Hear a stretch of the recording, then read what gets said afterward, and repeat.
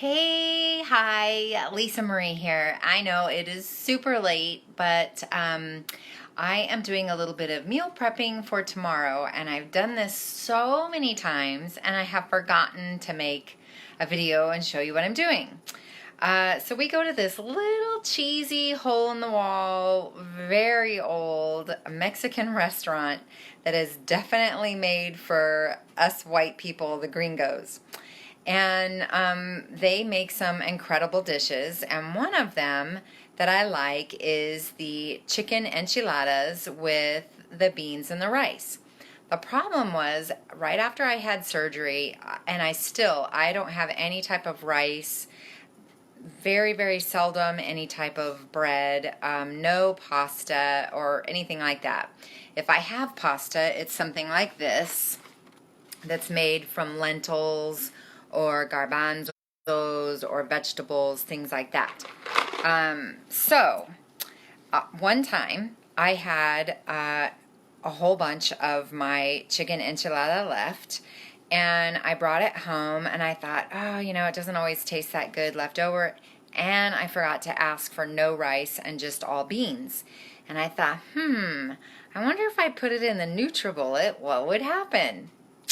And it came out amazing. So I kind of wanted to show you what I do. So here we go.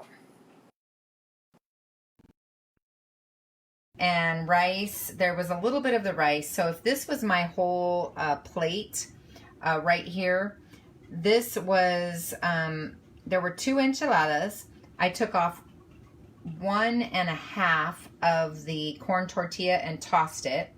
So I had all of the meat and all of the sauce here, and then beans were here, and a little bit of rice was here.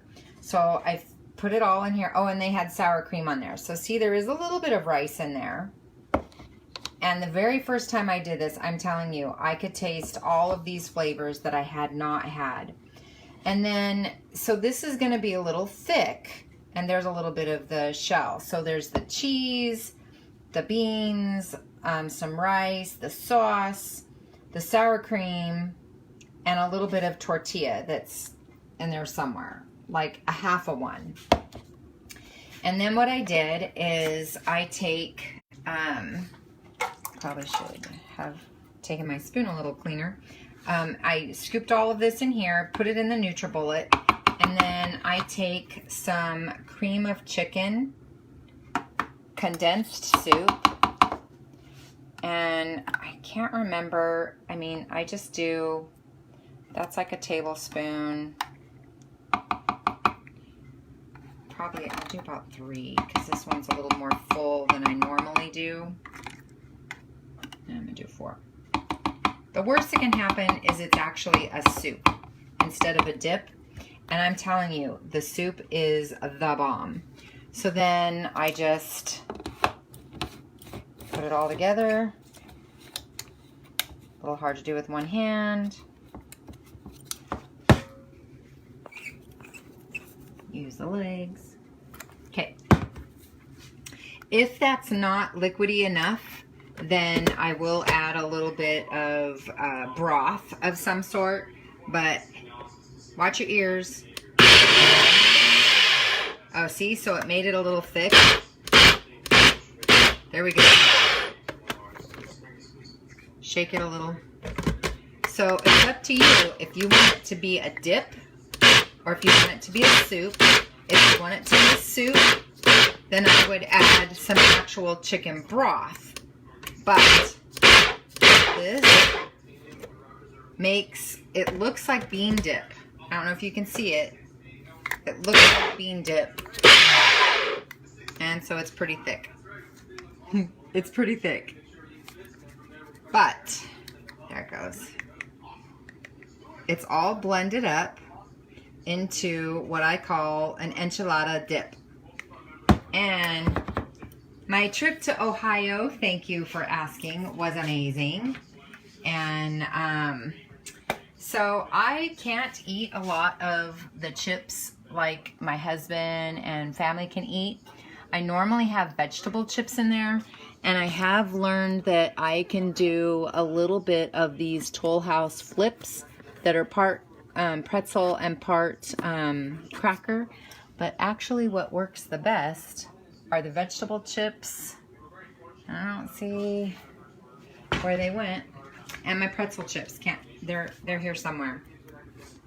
So let me show you what it looks like actually out. Oh, sorry, my phone said you can't tip. So it's pretty thick.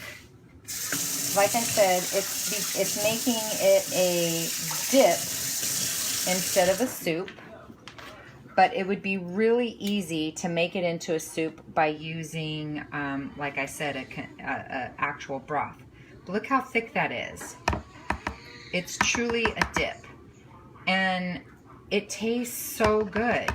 And depending on how much you blitz it in there, if you're like me, when I first couldn't eat and could eat and do all this stuff, I don't know, can you see in there? It's all blended up and makes an amazing bean dip. But it's not really beans. Well, I guess it's part beans because it's the enchilada and the beans. And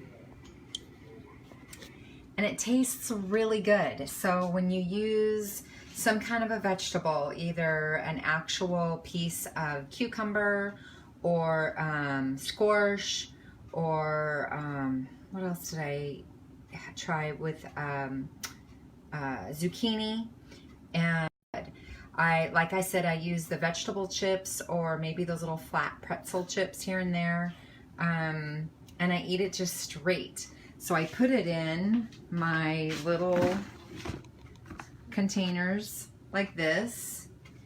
Because it's thick and condensed, I actually use the 2-ounce one like this because it's solid and it goes in here.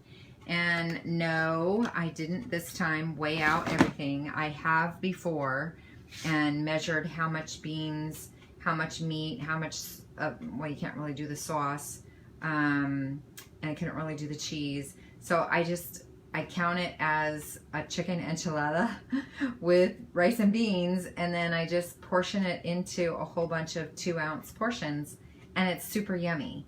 So, I mean, heck, you can turn almost any leftover into a dip or a soup by adding condensed soup or broth, depending on what kind of a taste and texture you're wanting.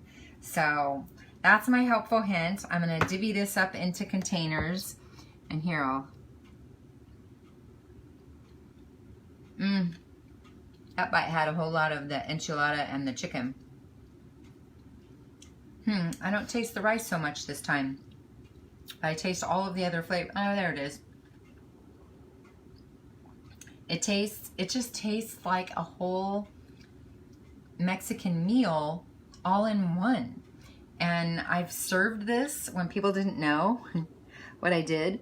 I've served this as a dip at a couple of gatherings with people, and they've gone crazy over it, thinking it was some major magic recipe. And I just like, no, it's called, you go order an enchilada dinner and blitz it up. And they then thought it was really strange, but then they were like, hey, it actually tasted pretty good. So if you have a magic bullet, it can make your dip or your soup. So have a good night. And hey, I will hopefully talk to you tomorrow and show you what my meal prep is for the day tomorrow. Okay? Have a good night. Talk to you later.